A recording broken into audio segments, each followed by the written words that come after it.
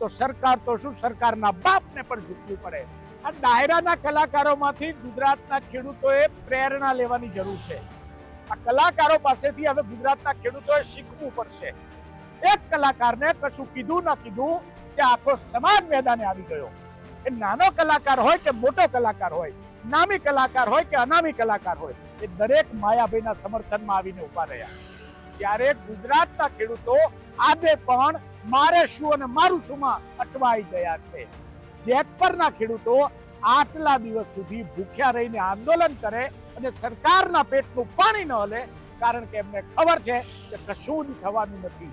ખેડૂતો એક નથી. ખેડૂતો જો એક થાય અને પોતાની તાકાતનો પરચો બતાવે તો સરકાર તો શું, સરકારના બાપને પણ ઝૂકવું પડે. કારણ કે એક હશો તો જ નમન છે. એક લાકડી તો કોઈ પણ તોડી શકશે, પણ એ લાકડીનો જ્યારે ભારો બનશે ને ત્યારે એને તોડવું મુશ્કેલ છે. અને એ કરીને બતાવ્યું છે ડાયરાના કલાકારોએ.